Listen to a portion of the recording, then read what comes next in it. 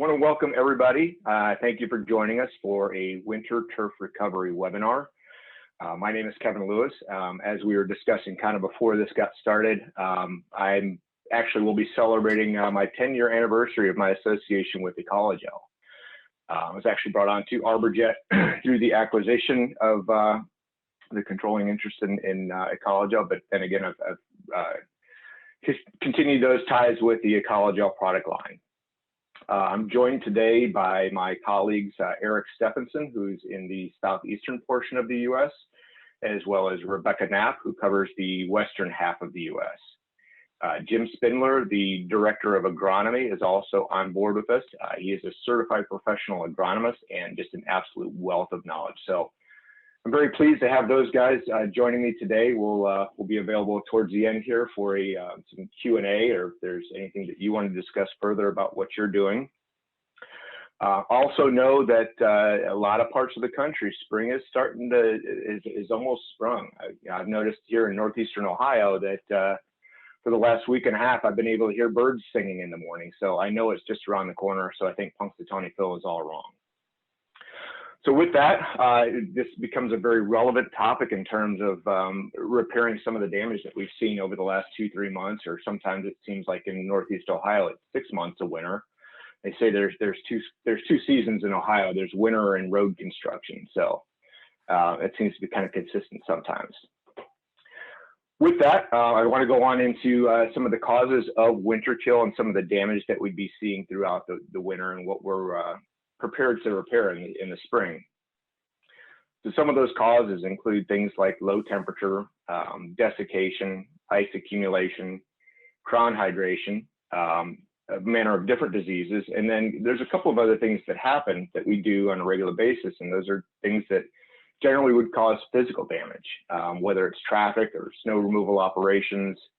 And then I just leave that other category out there, as it could, just about anything could fall into those. But you could still have damage from cross-country skiers, snowmobilers, things like that, especially if you're in the private country club realm and things of that nature. But there's a lot of things that play into this, and we'll touch on a little bit at each one of those.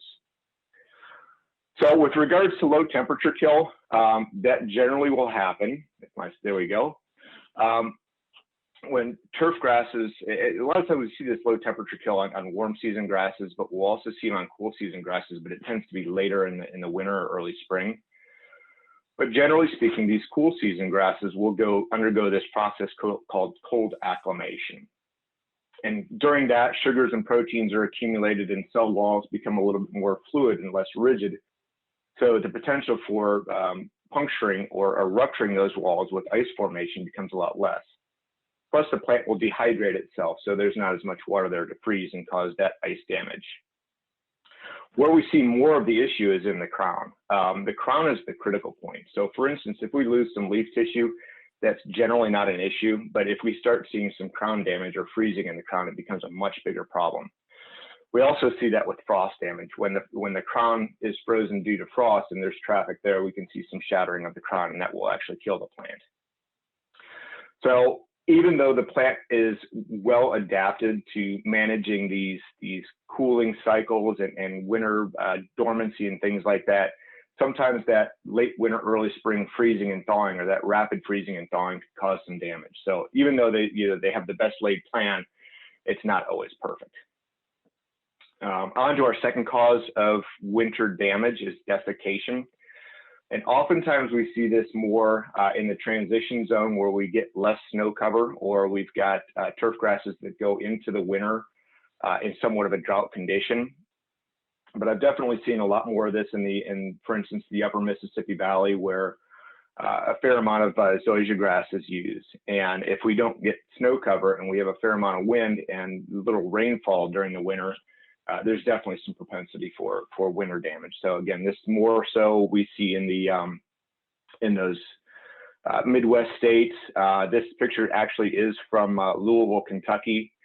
I think it was 4 years ago. I was out on a course where there was massive areas of turf just smoked. It was all Zoysia. All the cool season grass held up just fine.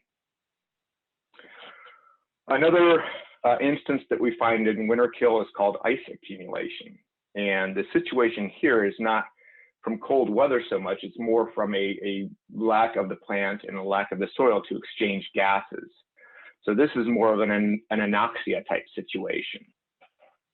So generally speaking, if particularly poa annua or annual bluegrass is covered for 45 to 90 days in ice, we'll start seeing death. And then of course, bentgrass, we're looking at that 90 to 120 day range. But again, the big situation here is that we're not able to exchange gases. So Michigan saw a huge case of this back in 2013 and 2014.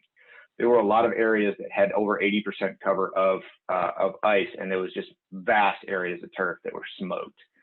A lot of these guys on these courses were desperate, so they were trying to think of any different way that they could manage these situations, and they were going out there with everything from hammers and chisels to aerification equipment. Some of them got really innovative and tried to use dark colored sands for top dressing to try to absorb some of that sunlight and help melt the ice.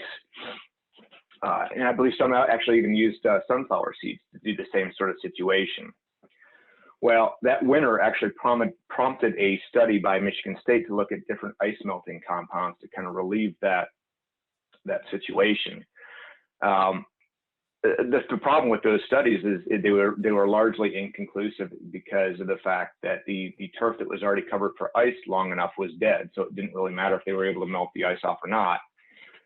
The other thing is no matter what kind of ice melting compound you're using, it was eventually going to end up on your turf and potentially do some damage at that point as well. The take-home message here is that once you see ice formation, that's when you need to start the clock.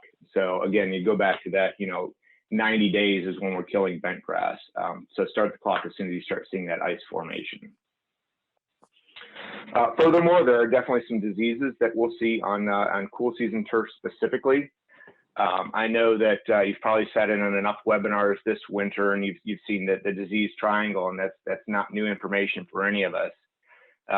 But again, most of these diseases are ubiquitous, and most of them are soil-borne, and they're just about everywhere. It's the conditions and the susceptible host that once all three of those come together is when we see the instance of disease. So the primary ones in cool season turf are pink snow mold and gray snow mold. The differences is pink snow mold we can see without snow. Generally, it's active from about 30 to 60 degrees Fahrenheit. And again, the big thing is we do not require snow cover. In terms of gray snow mold, it does require snow cover. So those are the big things to look at in terms of which is which. There are several preventative fungicides that are available. Generally, unless it's high-end turf, unless it's highly maintained turf, home lawns and commercial lawns and things like that. Ordinarily, I ask people when they start talking about snow mold, listen, when's the last time you've seen it in June? Of course, the answer to that is generally no, but that means it's really not that big of an issue. And then come spring, a lot of times we can just rake that out and reseed into those areas, and it's not going to require a pesticide. But just giving you an idea, some of the stuff we've seen over the last few years, we've seen some pretty heavy pink snow mold in some areas, and that's on higher mode turf, as well as closed mode turf. And generally, this is more of a discoloration than doing serious damage to the turf, whereas gray can do a lot more damage. And gray snow mold is very easy to see in these fruiting bodies that you'll find on the underside of the leaf and down into that mat area. And I'll hand this off to Eric here in a second, but it's very curious to see because in Northeast Ohio, snow is just starting to melt now. But prior to snow cover, grass hadn't gone dormant. So I expect to see a fair amount of snow mold this year. And as snow is melting, the grass is still green. It hadn't gone into that dormancy period. So with that, I'm going to hand off this presentation to Eric for the next several slides to talk more about transition zone and some of the southern grass issues that he's seeing. Thanks, Kevin. Yeah, so I'm in the transition zone down in just south of Charlotte. So we do have plenty of cool season grass, plenty of warm season grass. In the south, we don't see winter kill on cool season grass. It does not get cold enough down here, but we do see it on our warm season grasses, particularly the Bermudas, sometimes on some zoysias, and that kind of covers it. If we go a little further south and we get to the coast, we've got some paspalums, but it doesn't really hold enough in those regions generally. Now we can. So at the end of the winter, we want to figure out, as we're coming into spring, do I have winter kill? Because until everything greens up, it's hard to tell. So kind of the magic number around here is around 23 degrees. And if we get down there quickly while it's wet, those sorts of things, then we can really start seeing some winter kill. So if there's questions, if you're trying to plan out for the springtime, what you're going to have to do, whether your grass is going to come back, it's a really simple test. You basically cut out a plug, put it in a pot or a tray, put it in a windowsill where it can get 8 to 10 hours of light. Make sure that it stays moist. You don't want it soaking wet, but it will need to stay moist to stay alive.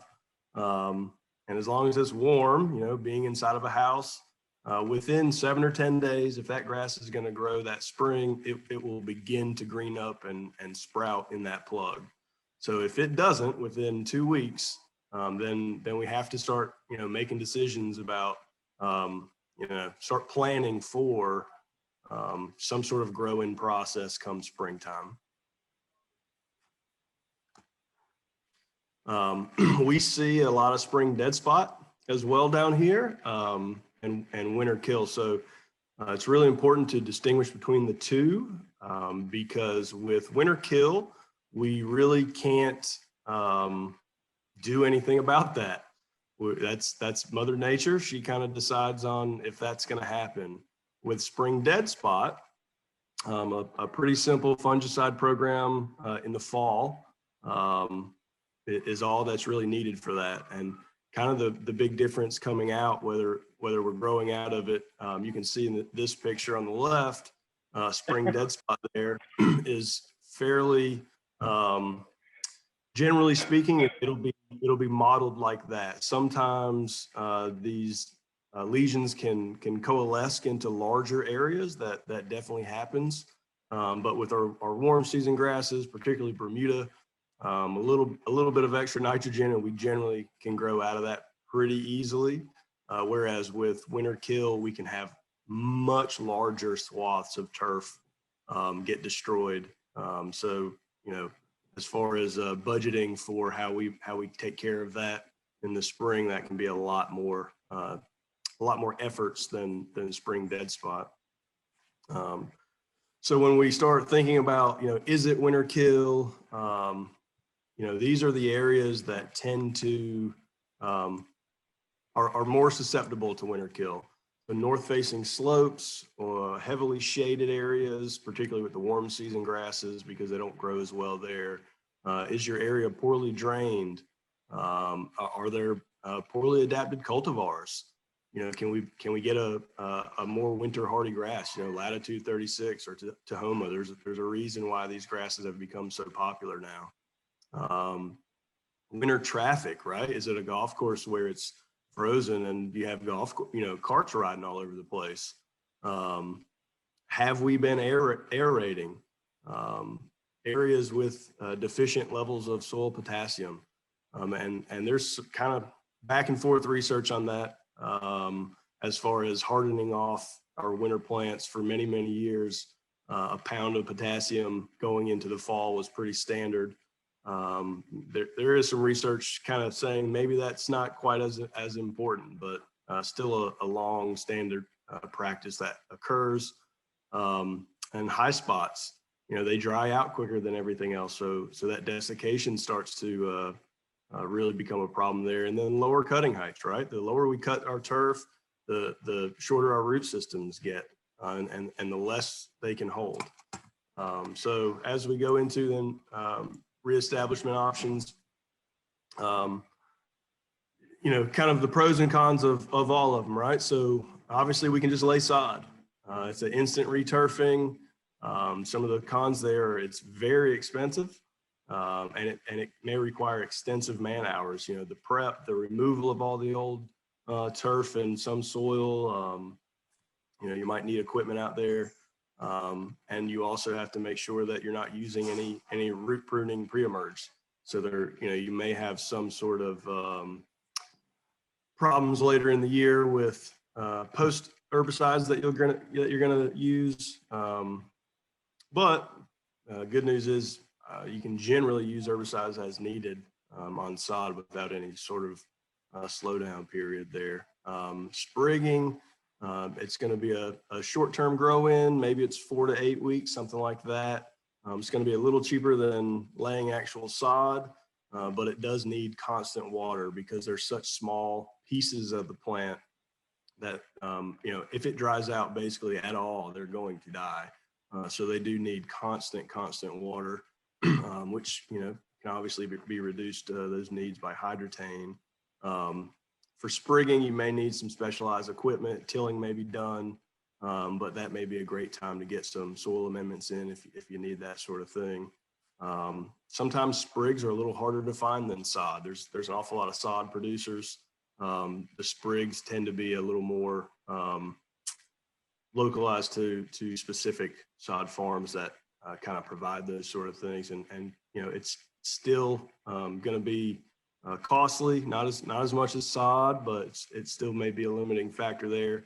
Again, none of the root pruning herbicides, and also there are many post-emerge herbicides that can affect sprigs and will need to be delayed.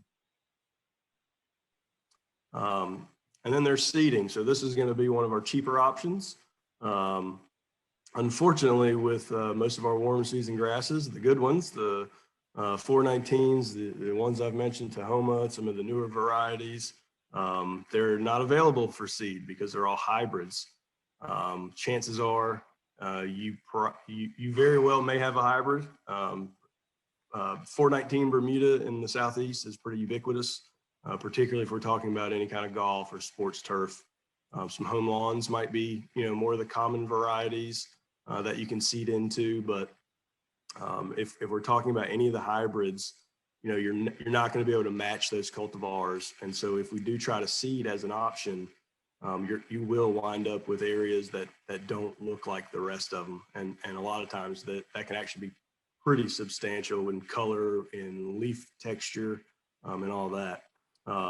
There's going to be some upfront water needs. I don't think it's as much as with sprigs. It can dry out a little bit. You don't want it to really, but it's a little bit shorter of a period. Again, we use Hydrotan in seeding a lot. The cultivars might not be as good as the vegetative varieties, which is a pretty standard opinion by most professionals as well, that your vegetative varieties of warm season grasses are hardier, they look better, they green up better, they have finer texture. That's why we use so many vegetative rather than seeded varieties. Going to be the slowest establishment versus your sod and sprigs, and absolutely no pre-emergence can really be used. I know that some tenacity possibly, maybe even quinclorac as a pre-emerge there, but generally those are pretty short term versus your prodiamine or dithiopyr or that sort of thing, Ronstar even. So weed pressure is probably going to be the worst that it can be later on. So, kind of plan on those post-emerge activities and herbicide applications later in the year. And then last but not least is just a good old-fashioned regrow. I think we're lucky down here that Bermuda spreads like wildfire, and a little extra and you can really push it. So if it's a small area, if it's a limited budget, if you have the time, right? If it's an area that, hey, as long as it's grown back in by August, we can do it this way. That does happen a pretty good bit. It's going to require probably some additional mechanical cultivation. Verticutting is going to be a big part of that. Additional supplies of nitrogen. I've seen going out with our normal fertilizer as our base, and then touching it up with just kind of spoon feeding, some quick release in, whether it be spraying or granular. Generally, this is absolutely the slowest way to fix your problem, unless it's very small areas. And again, no root pruning herbicides can be used because those nodes of all those warm season plants are going to try to root down. And if you don't, they turn into like a comb over is what I've always called them. A mower hit it, and all of a sudden you'll have a huge patch of bareness where nothing could root down. And careful with herbicides until everything's completely greened up. About the only time that we really damage Bermuda is going into transition and coming out of transition from dormancy. Anytime that things are still greening up and before they're really grown in, you want to be real careful with those post-emergent herbicides there.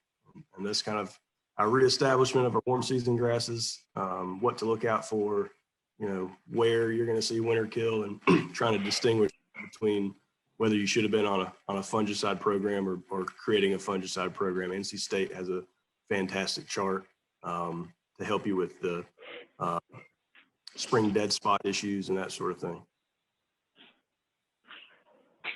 Thanks, Eric. I appreciate your input. Now, I'm sure in a lot of cases, your decisions as to which direction you go are largely based on either a budget or even Mother Nature. If temperatures, air temperatures, and soil temperatures aren't warming up fast enough, you might have to take some other drastic approaches to regrassing.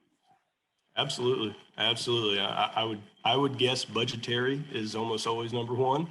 Why I kind of added, which ones cost the most here. I think that's always a huge cost or a huge, factor in that decision. And yeah, for sure, a couple of years ago in June, we were at, 800-degree days, and the following year we were at 520-degree days. That's a big difference, right? So now all of a sudden, can we get this grown in by August, or can we get this grown in by late June, right? That really becomes a factor there. So at some point, you might try to grow it in and the weather might not cooperate. You don't have the growing degree days for it. And at some point you got to say, all right, everything that's not grown in by now we have to sod. So there's a lot of different ways that can all factor in. Yeah, absolutely, Kevin. Yeah, absolutely. It compounds itself coming into the next year, particularly if your Bermuda is late in being established. It's just that much more susceptible to being killed by cold temperatures again.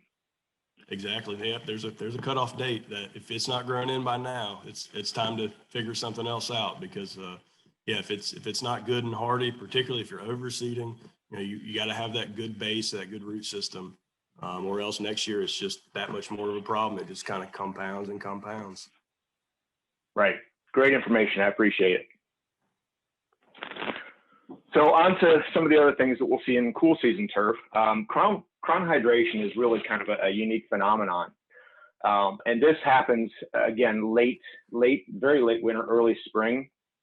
And it's more common on annual bluegrass because it breaks dormancy a little bit earlier. And with the situation that happens here is, as these plants start to break dormancy and start to take in water, rehydrate again, we go into these freezing temperatures that will cause ice formation. And this sort of situation is definitely one of the most destructive, while being one of the least preventable issues on cool season turf. Just really quickly, the difference between warm season and cool season turf. I don't want to spend a lot of time here. Obviously, as the name states, warm season turf prefers temperatures above 50 to 55 degrees. And kind of the take home here, as Eric mentioned, that 23-degree mark. That's very important information, because generally below 25 and temperatures that persist below 25 degrees is where we see that highest amount of damage. Cool season grasses, by name, of course, do thrive when summers are more mild and winters are cold. These are generally, in some areas, can remain green year round. Like I mentioned earlier, a lot of the stuff in Northeast Ohio has not gone dormant here. But these will certainly, for the most part, be able to manage a lot of the cool season stresses better than warm season grasses. Which, oddly enough, we're already starting to see some Bermudas creep up all the way from even Ohio River Valley into the Columbus area. We're seeing some bunker faces that guys are sodding with Bermuda, and I know that Purdue has had a soccer field that was Bermuda as well. So it's creeping up this way more and more. Sorry about that, I had a call coming in. And just kind of give you an idea of where a lot of these turf grasses belong. You can see the different turf zones throughout the United States. And again, this is information you could easily find through Google, but I do kind of want to throw that out there real quickly, that kind of these northern zones, you're looking at more of the bluegrasses, ryegrasses, bent grasses, and maybe some of the tall fescues, which we're seeing more of those infiltrate in northern Ohio, down through the transition zones where you're much more into much more tall fescue dominated, as well as some of those warm season. And then out here in this arid region, we see a lot more of the Bermuda grass, as well as from a long grass perspective. I know some people are moving more towards buffalo grass. So that kind of gives you a guideline as to where you'd see a lot of these different grasses. In terms of what we recognize for low temperature tolerance, unfortunately, rough stock bluegrass, or that Poa trivialis, is one of those things that really does perform very well through cold temperatures, even though it's not a very desirable lawn grass. It does perform well. Same thing as those creeping bent grasses, which is great for those guys that are growing it on golf courses, but not so much those of us that have infiltration on their lawns. So we want to get rid of that stuff. Furthermore, Kentucky bluegrass does a little bit better throughout the cold, even though it's not quite as heat and drought tolerant as things like tall fescue. If you're dealing with more of a cool season or a cold situation, cold weathers, the Kentucky bluegrass is going to be a better option for you. And lastly, you get down to here some of these weedy grasses, annual ryegrasses that they'll put in cheaper lawn seed, or seed that you need to see germination very quickly. It's generally smoked pretty quickly throughout the winter. Also, along with that, some of the cold tolerance of these warm season grasses. If you look across the board here, Zoysia grass, which is kind of funny because you will find older cultivars of Zoysia grass on through northeastern Ohio and such, but it is fairly adaptable to cold weather. It just goes dormant very quickly. But many of these other ones just do not perform well. Some older cultivars of Bermuda grass may be all right. But certainly the St. Augustine centipede and things of that nature are not going to do very well through cold temperatures. So I look at some of the other things, as I mentioned earlier, some of the other things that we could be doing throughout the winter that damages turf. Everything from snow removal operations, where you can see that we've got massive piles of snow around these mall areas and whatnot. As well as the pictures over there on the right, which unfortunately came from my lawn. My neighbor had a new plow guy come over, and good for him, he caught about 75% of the driveway, but about the other 25% was my lawn. So I'm just really excited to see how that melts. Which I am kind of getting a preview of that. These pictures here were from a few days ago, and I went out this morning, and that's kind of what I'm seeing now. So yeah, I got a fairly good chunk of sod sitting there, and you can see that I've got some damage to repair. So again, this kind of falls into some more of that physical damage that you'll see from snow removal operations. This picture is actually from Michigan State, where they were doing the studies on the ice melt compounds for ice accumulation on playing surfaces. But they looked at, and the reason that I added this actually was to look at some of the safer ice melt compounds that we can use if we are dealing with ice accumulation. Obviously, the chlorides are some things that we want to avoid because they can certainly do the most amount of damage. And there are some other options out there, whether it's urea or ammonium sulfate. But again, just like I mentioned earlier, whatever you put on your ice is eventually going to end up in your turf canopy. So just be very careful, and be really prudent about doing something that may damage you down the road. So I always like to throw this picture out here, and I use this picture a lot in turfgrass disease talks, and saying, is this a disease or is this not a disease, or kind of give you a time frame here. This is mid to late spring, again in Northeast Ohio. Like I mentioned earlier, we've got a lot of dormant Zoysia grass or Zoysia grass here during the summer, and that's in fact what that is. So the kind of the take-home message here is, before you go and start making applications or diagnosing things, make sure you know what you're looking at. So you're thinking about, wait a second, how do dogs fit into managing winter kill or managing damage coming out of the winter? Well, these guys here are like, you know what, silly human, there's a bunch of snow out there, it's cold out there, I don't want to go very far off the patio when I go to the bathroom. So what happens every year is I end up with massive patches of brown dead turf. And this area has just melted off over the last 24 hours, and it's pretty much completely brown. So certainly we see that on residential properties and things like that. I like to call it K9P. But yeah, pet damage, pet urine certainly couldn't be a problem, especially when it's concentrated in certain areas. Also in that kind of other or physical damage situation are these winter thaws or ice jams or flooding and things like that. These pictures were actually taken, I think, about 4 years ago at a Marriott course in the Chicagoland area. This course borders the Des Plaines River, and it had flooded. And by the time that I had been there on site, a lot of these areas had been underwater for 19 days. And the superintendent was hoping some of that turf was going to survive, but I certainly felt like at 19 days, that was going to be a problem. So again, areas that would have to be fixed would be these areas that are in floodplains and such. But heavy spring rains can certainly put a damper on a lot of things. And Eric, I know, is familiar with this club. This is Gaylord Springs in the Nashville area. Back in 2010, they were dealing with very, very heavy spring rains, which brought on what they thought was the Great Flood, or the 1,000-year flood. So certainly there was a ton of damage there, be it whether it was on the course itself or in the buildings and such. But again, those sort of things can compound winter damage, as well as your ability to repair that damage going into the spring.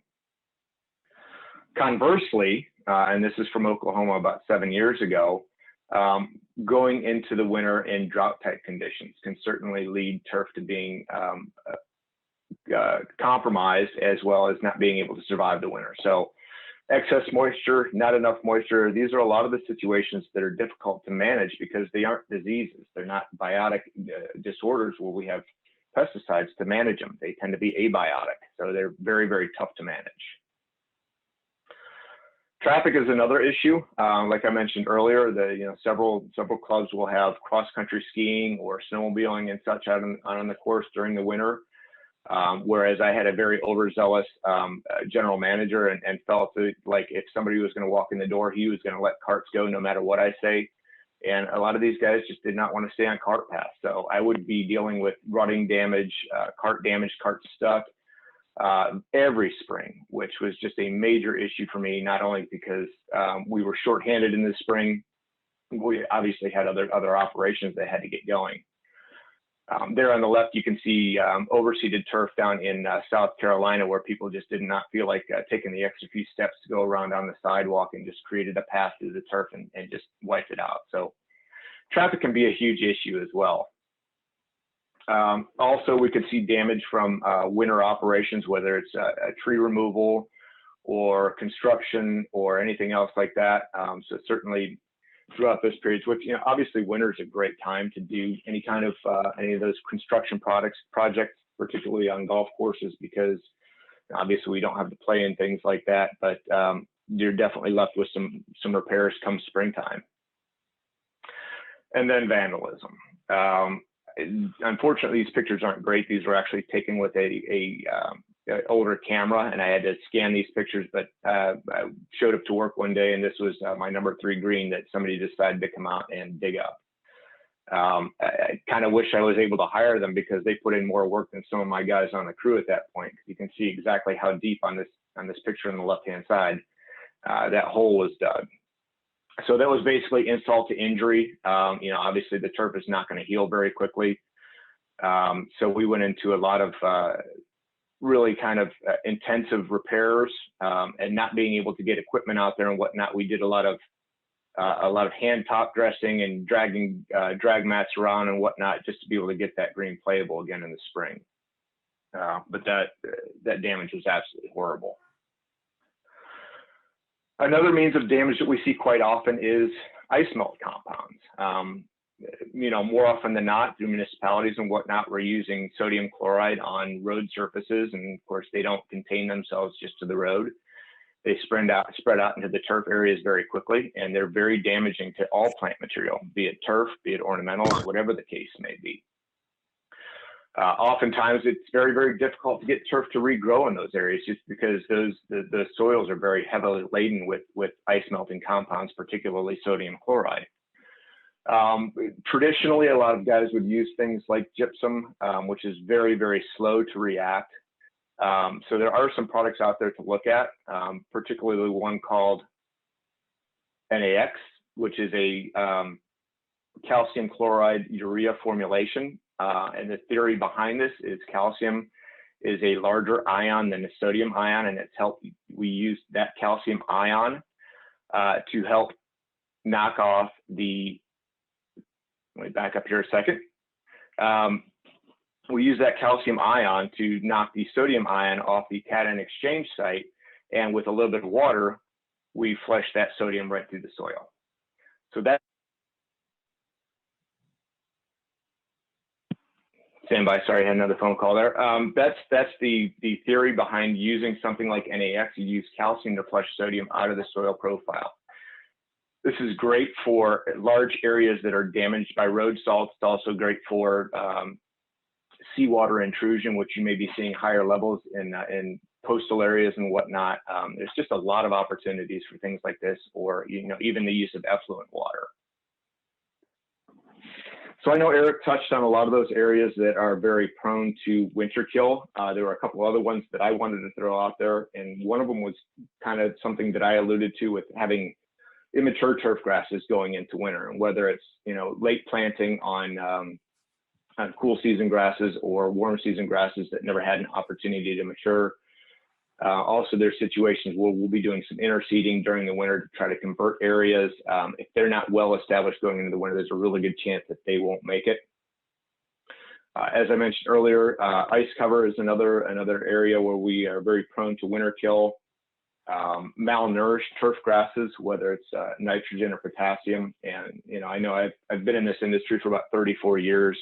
And back in the day, it was always, when you were ready to put the plant to bed, it was half of the rate of N and twice the rate of K. So we would use a 14027 or something along those lines. Some of those viewpoints have been changing throughout the years. I would just suggest that whatever you've done in the past to follow through with that, or if you're looking for other options, and certainly check with some of your local extension agents and such. And then, species that are particularly prone to different snow molds, particularly annual bluegrass, which, in a lot of situations, we are forced as superintendents to manage annual bluegrass because we've got some on our greens. So we try to keep those safe, and preventative applications of fungicides are a really good situation at that point. So some of the other survival strategies, like I mentioned earlier, top dressing with some dark materials. Some guys have even gone to the extent of using Milorganite to help, keep some of the dark material there to help to use the sun's rays to warm up those areas. Maintaining adequate nitrogen fertility is very, very important.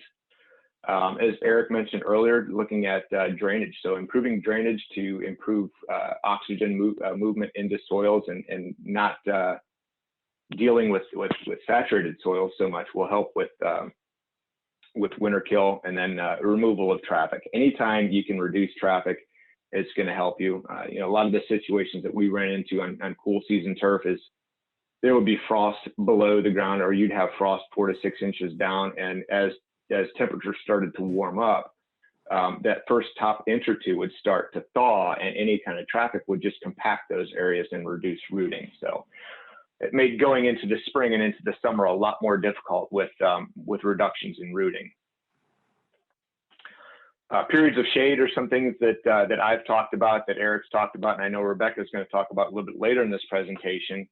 But turf grass and shade just don't coincide very, very well. So reducing shade, reducing fallen leaf material and things like that is certainly going to help improve getting sunlight to the turf in order to make it healthier going into the winter.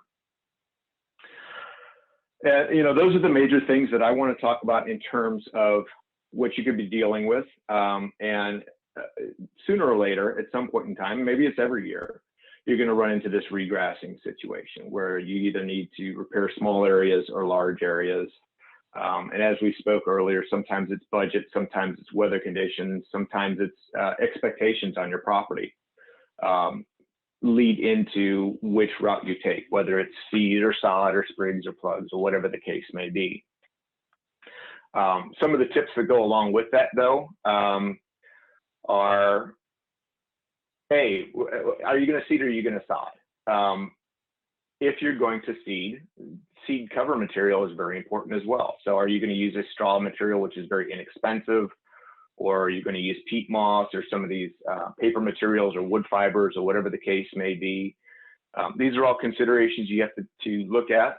Some of them tend to be more cost situations. Some of them it's ease of application or whatever the case may be. What I would say is if you're looking at something like straw, for instance, this was a lawn that was renovated and they used straw as a cover, and you can see that it introduced a lot more weeds. You get a lot more of these cereal grains and things like that, which, you know, as over time really don't become a very big issue because a lot of times you mow them out or they're annual type weeds, and the emerging turf grass will crowd them out eventually. But, you know, on first look, they don't really, certainly don't look very well. So more often than not, I recommend peat moss, which this lawn is actually right next door to the other lawn, and this lawn was seeded and covered with peat moss versus straw. So you can see there are a few weeds in there, but certainly not like the other lawn. Sprigs or plugs, as Eric mentioned, there's certainly, if you've got the ability to plug on site, for instance, a lot of golf courses will have a nursery green that they're able to plug areas out of. That's an option for you, but some don't have that availability. And really, most importantly to me, is to make sure that you're using the right turf type. You can go to ncep.org, which is the National Turfgrass Evaluation Program. Look for turf grasses that are well adapted to your areas, well adapted to the kind of situations you're going to be putting them in, whether it's, you know, heavier clay soils or sandy based soils or more shade areas and things like that. It's just a great source of information to help you decide what type of turf grasses you're going to use in regrassing those areas. Make sure you're using a quality seed. You know, don't go down to the hardware store and pick up that construction mix or whatever the case may be. Select that seed very, very carefully. Prior to getting into that renovation or regrassing situation, consider some reshaping or drainage or irrigation issues. I mean, this is just a great time to do that while the damage is already there, particularly if that damage is because of poor irrigation coverage or poor surface drainage. Certainly, this is a great time to take on that project. And then the last thing that I like to look at is whether or not it's time to rethink turf.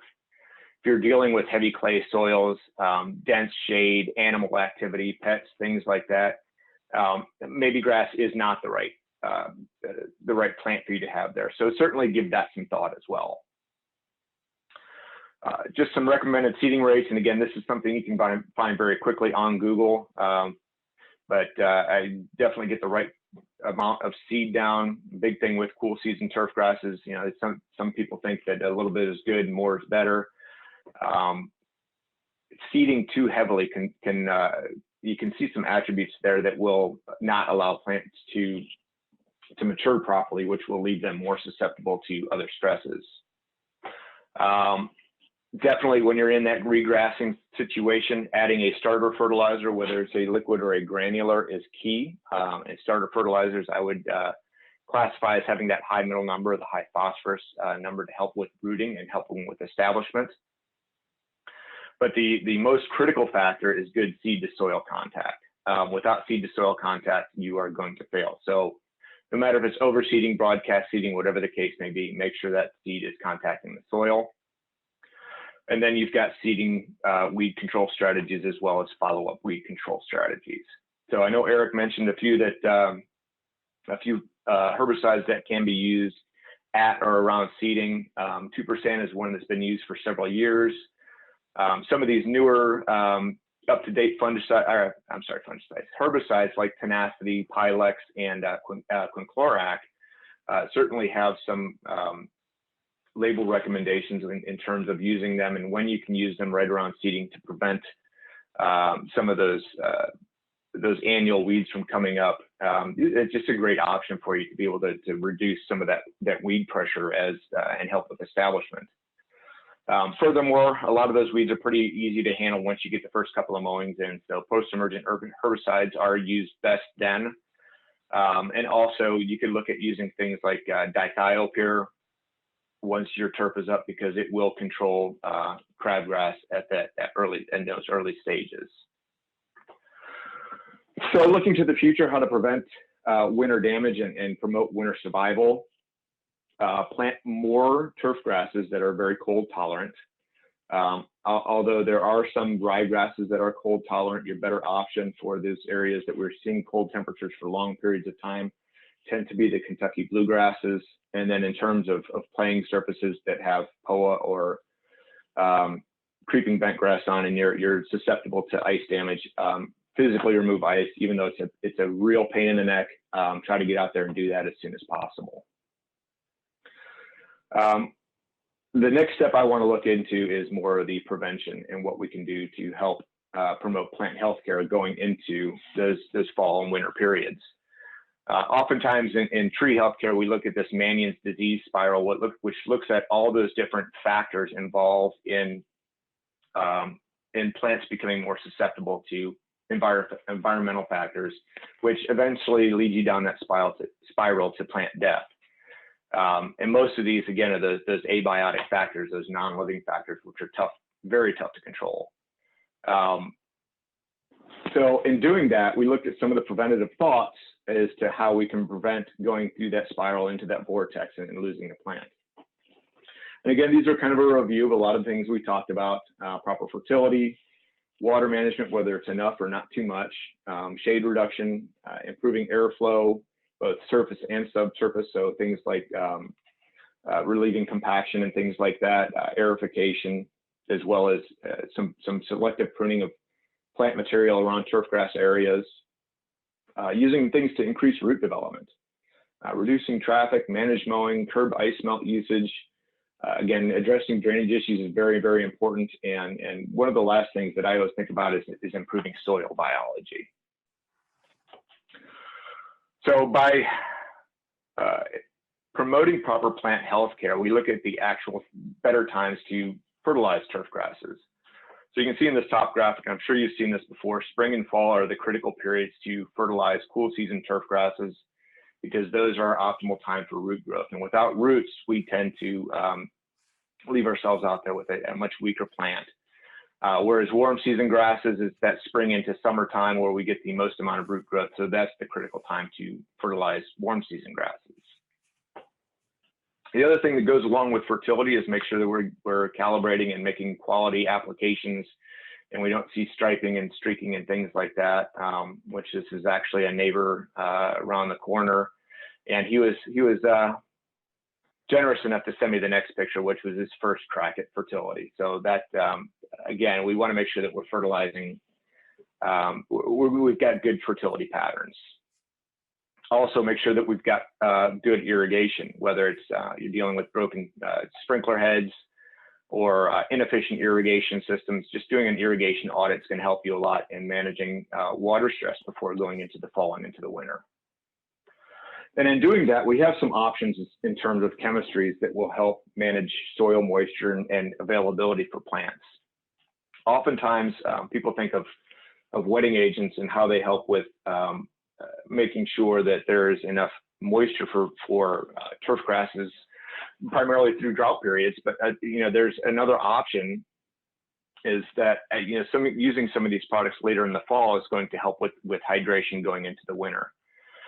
Wetting agents tend to make water move through soil profiles, which is great if you have more of a hydrophobic soil. Although the product, and I'm sure that you've heard us talk about already, is Hydrotan, which is a much more of a water or drought management product that helps in periods of low moisture. So periods of low moisture can happen on a daily basis. It's not just drought throughout the season.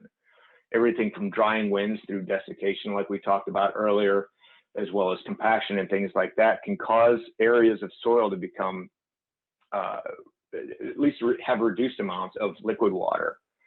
Throughout that period, there's still water vapor and humidity in the soil profile that's being lost to evaporation that's not available to the plant.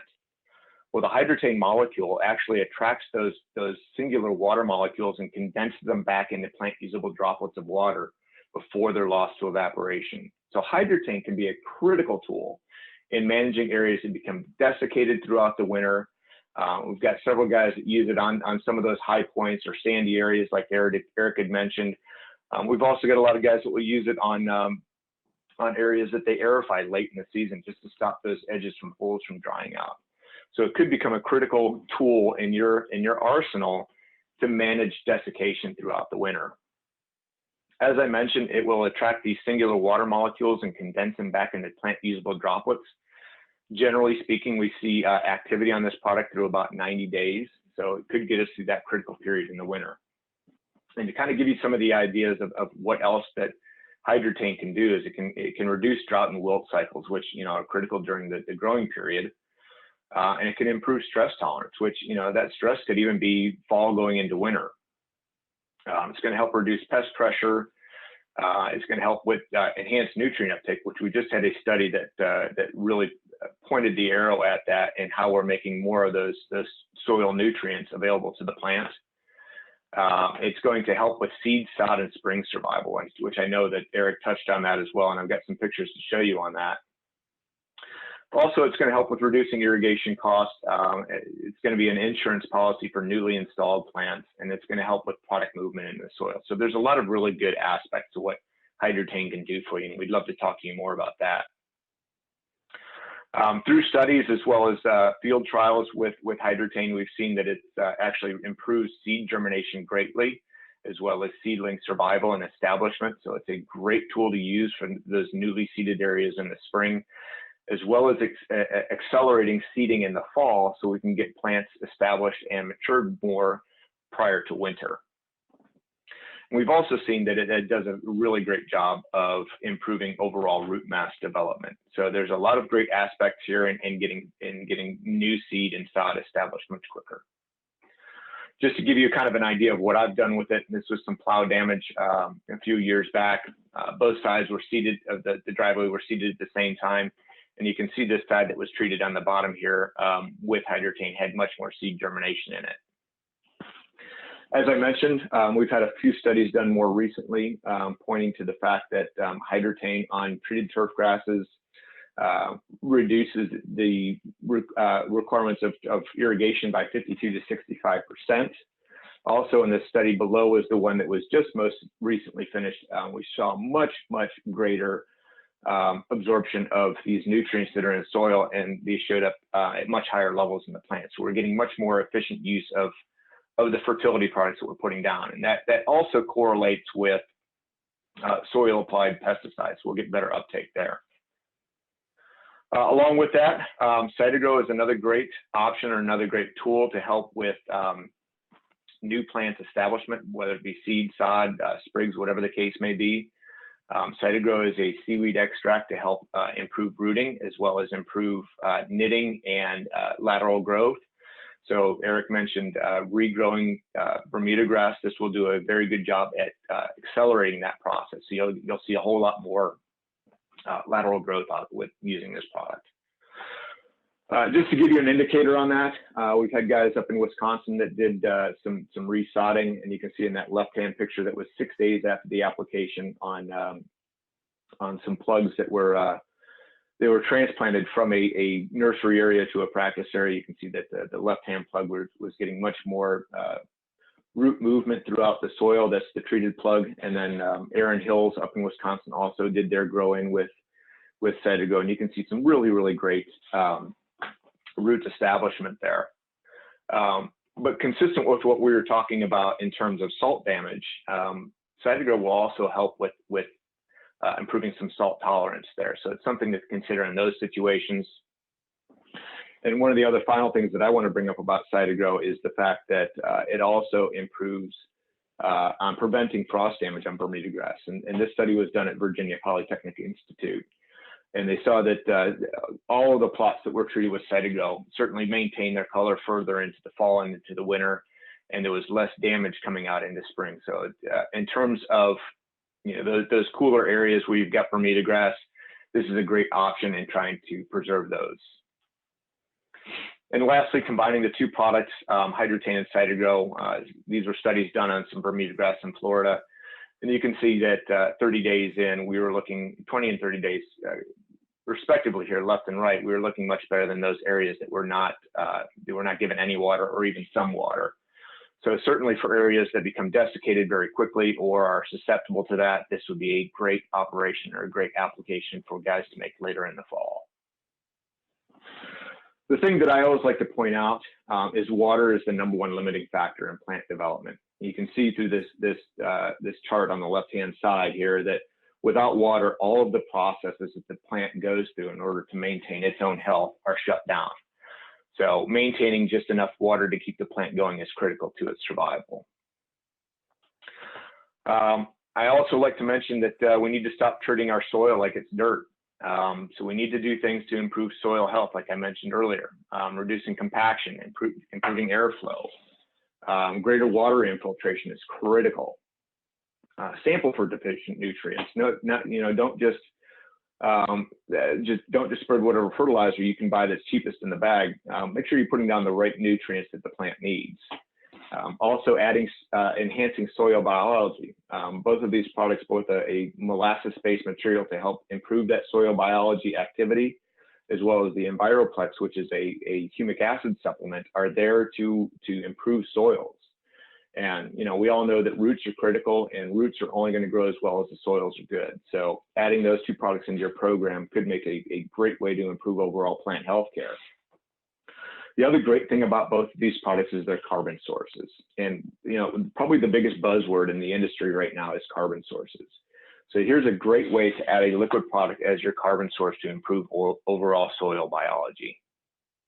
With that, I'd like to turn this over to Rebecca, who's going to talk to us about something that I don't have very much experience with, which is transition from cool season to warm season and back again. So please take it away, Rebecca. Thanks, Kevin.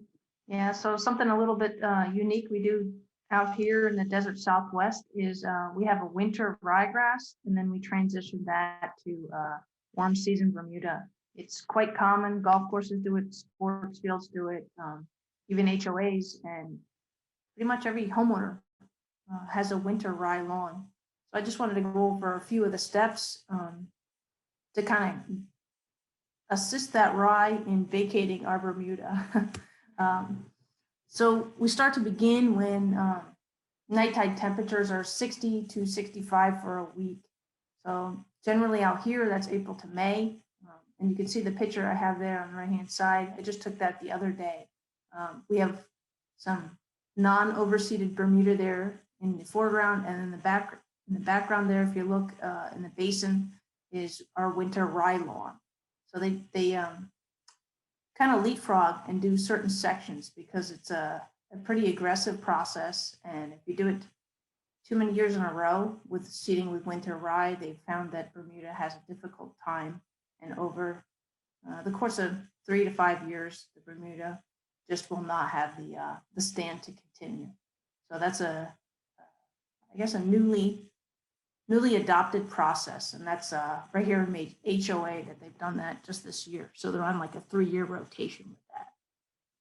So when those nighttime temperatures do remain above 60 to 65, we're going to want to lower the height on the rye. I don't want to get too aggressive with it right off the bat, so a third of the height.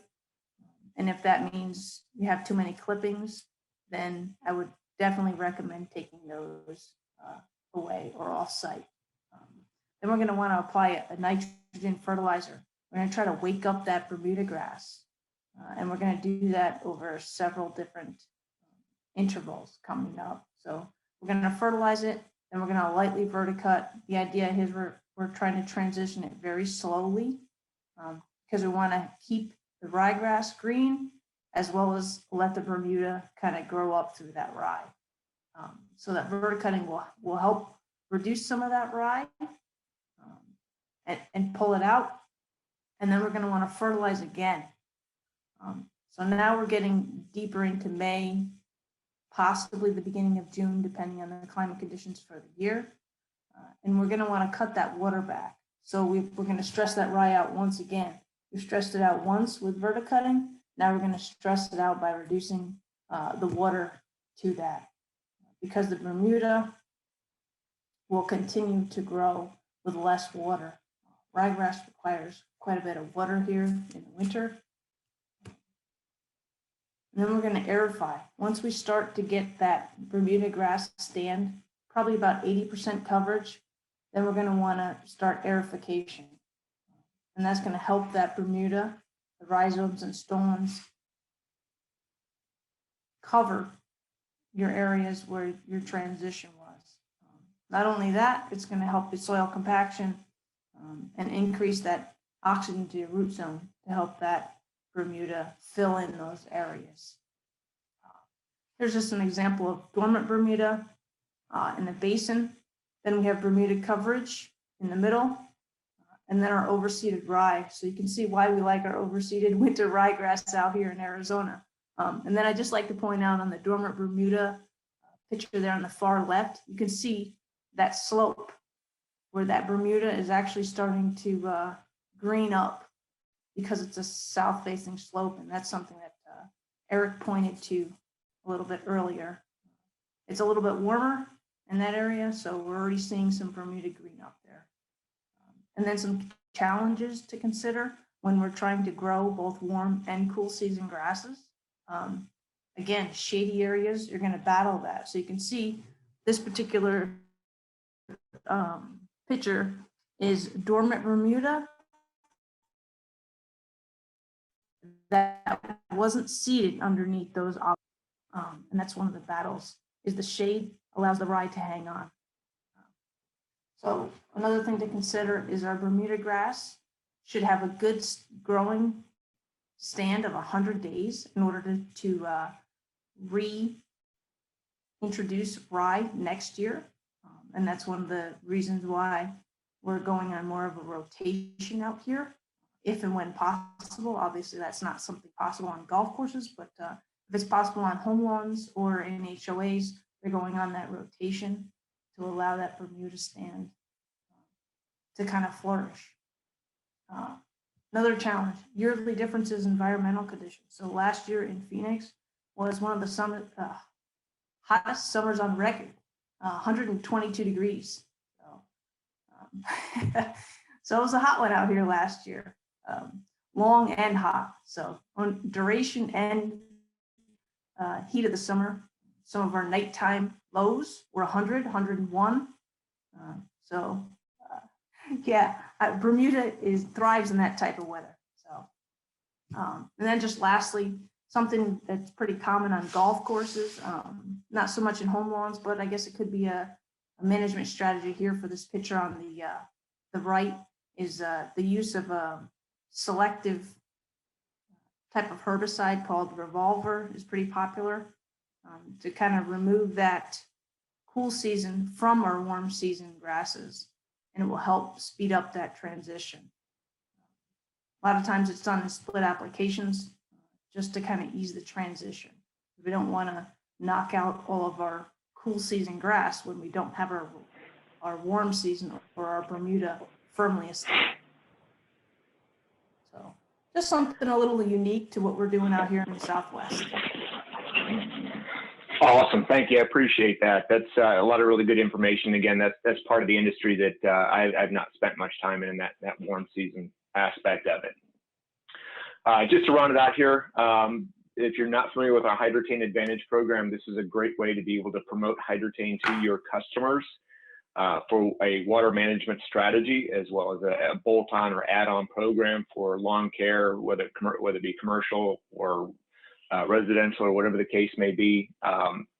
We've had a program out for quite some time that promoted marketing materials and such. Our brand new program has a new rewards component to it. So you can earn rewards while you're making money. So please feel free to reach out to us on that. Also, the BioPro line of liquid fertilizers, we've got several other products out there to help maintain healthy turf throughout the season.